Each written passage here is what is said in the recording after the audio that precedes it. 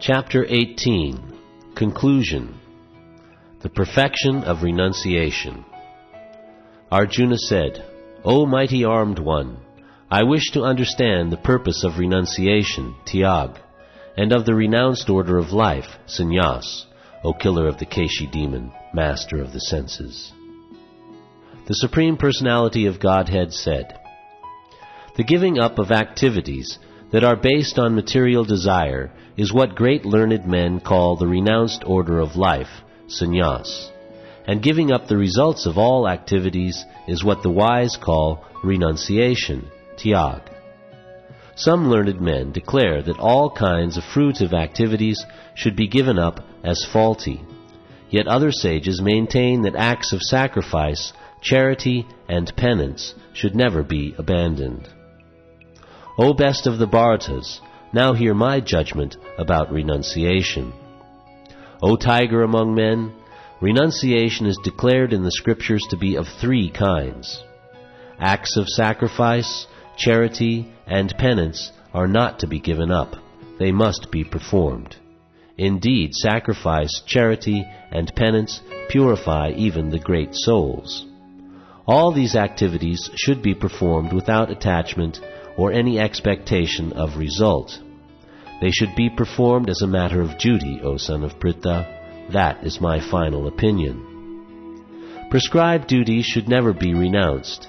If one gives up his prescribed duties because of illusion, such renunciation is said to be in the mode of ignorance.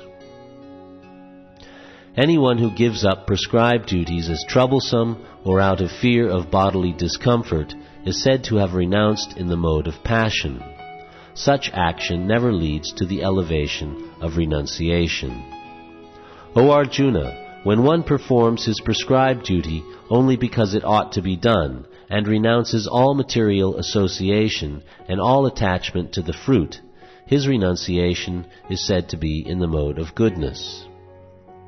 The intelligent renouncer, situated in the mode of goodness, neither hateful of inauspicious work nor attached to auspicious work, has no doubts about work.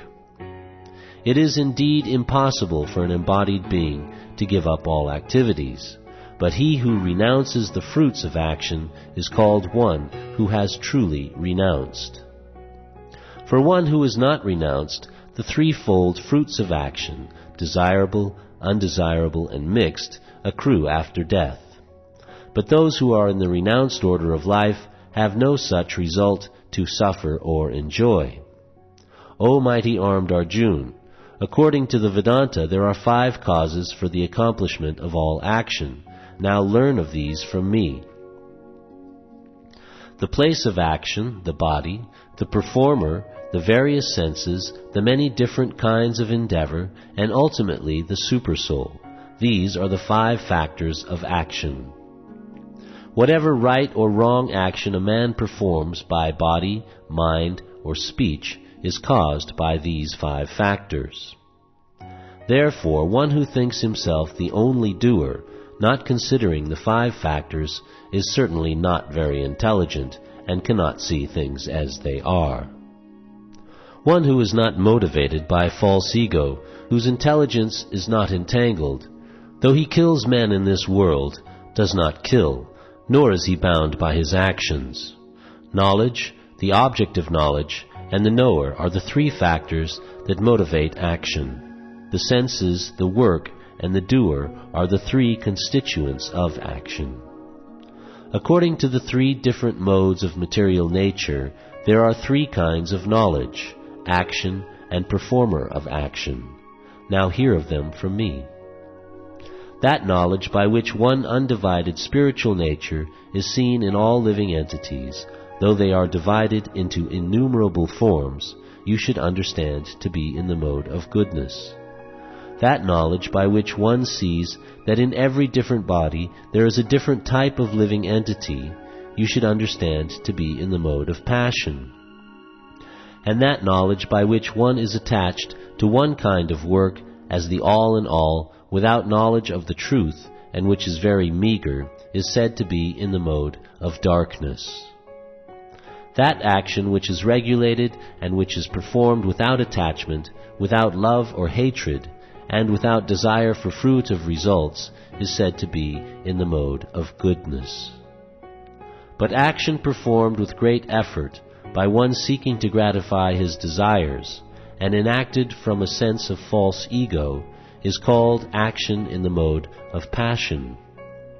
That action performed in illusion, in disregard of scriptural injunctions, and without concern for future bondage, or for violence or distress caused to others, is said to be in the mode of ignorance.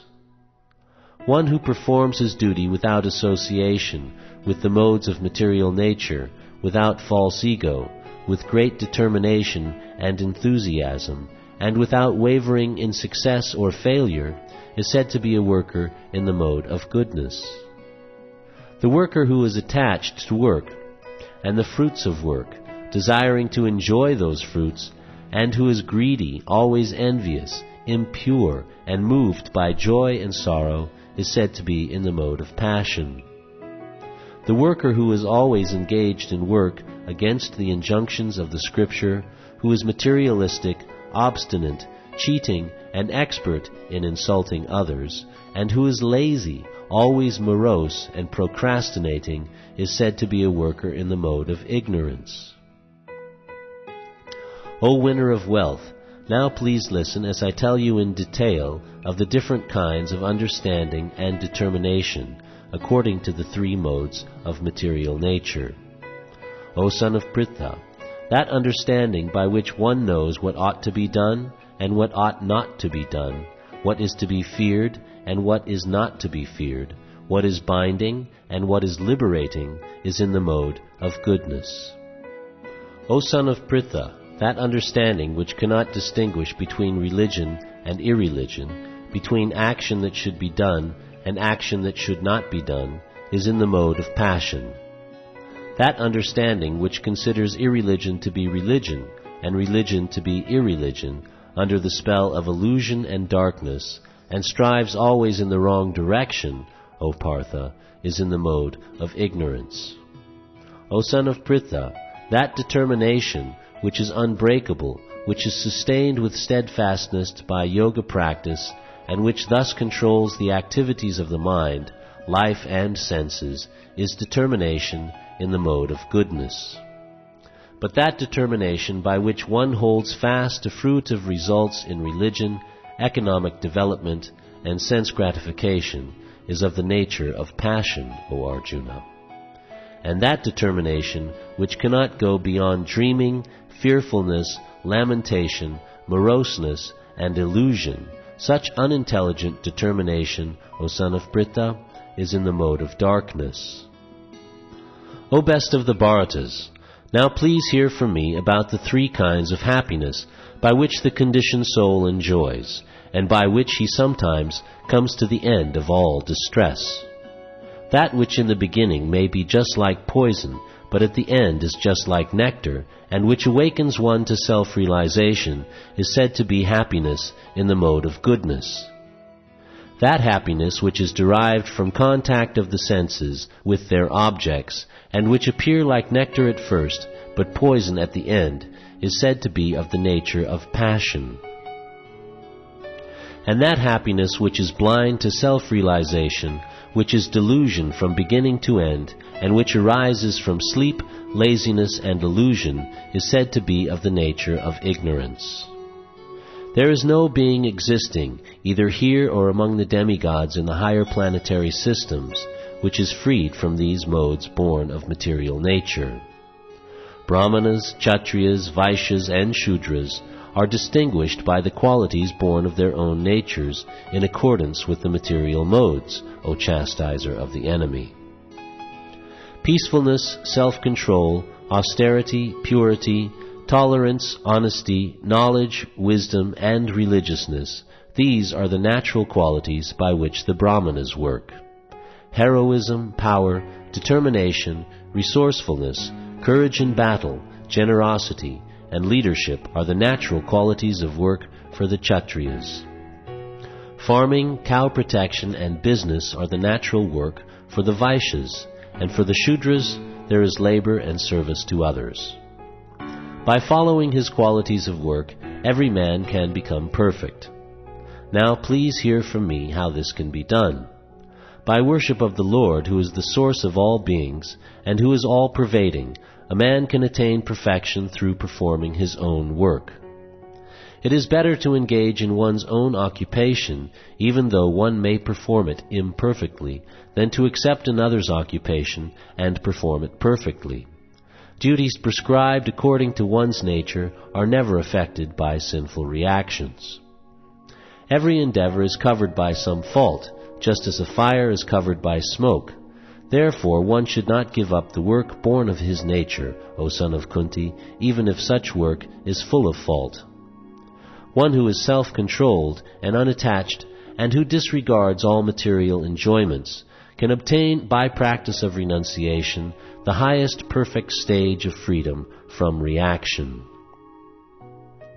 O son of Kunti, learn from me how one who has achieved this perfection can attain to the supreme perfectional stage, Brahman, the stage of highest knowledge, by acting in the way I shall now summarize. Being purified by his intelligence and controlling the mind with determination, giving up the objects of sense gratification, being freed from attachment and hatred, one who lives in a secluded place, who eats little, who controls his body, mind, and power of speech, who is always in trance, and who is detached, free from false ego, false strength, false pride, lust, anger, and acceptance of material things, free from false proprietorship, and peaceful, such a person is certainly elevated to the position of self-realization. One who is thus transcendentally situated at once realizes the Supreme Brahman and becomes fully joyful. He never laments or desires to have anything. He is equally disposed toward every living entity.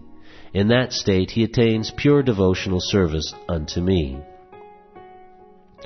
One can understand me as I am, as the Supreme Personality of Godhead, only by devotional service. And when one is in full consciousness of me by such devotion, he can enter into the kingdom of God. Though engaged in all kinds of activities, my pure devotee, under my protection, reaches the eternal imperishable abode by my grace. In all ego, not hearing me, you will be lost. If you do not act according to my direction and do not fight, then you will be falsely directed. By your nature, you will have to be engaged in warfare.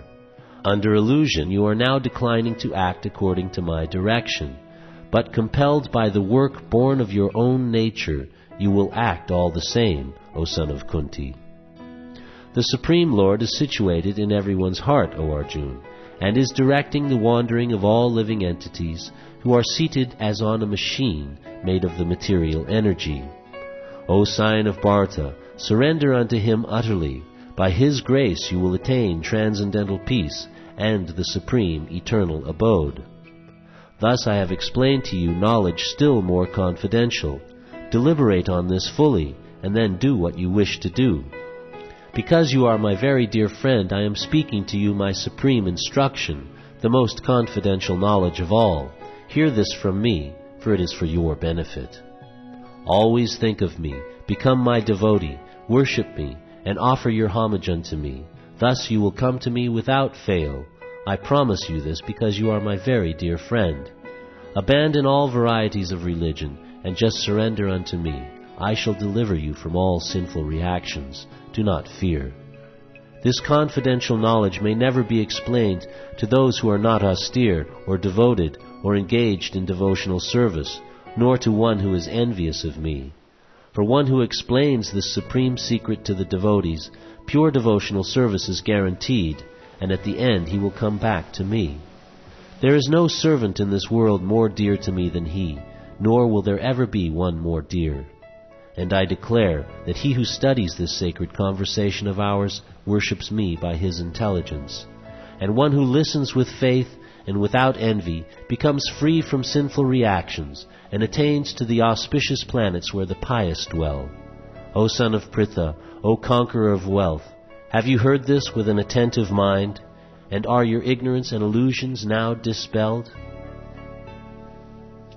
Arjuna said, My dear Krishna, O infallible one, my illusion is now gone. I have regained my memory by your mercy. I am now firm and free from doubt, and am prepared to act according to your instructions. Sanjaya said, Thus I have heard the conversation of two great souls, Krishna and Arjuna, and so wonderful is that message that my hair is standing on end. By the mercy of Vyasa, I have heard these most confidential talks directly from the master of all mysticism, Krishna, who is speaking personally to Arjuna. O King, as I repeatedly recall this wondrous and holy dialogue between Krishna and Arjuna, I take pleasure, being thrilled at every moment. O King, as I remember the wonderful form of Lord Krishna, I am struck with wonder more and more, and I rejoice again and again. Wherever there is Krishna, the master of all mystics, and wherever there is Arjuna, the supreme archer, there will also certainly be opulence, victory, extraordinary power, and morality. That is my opinion.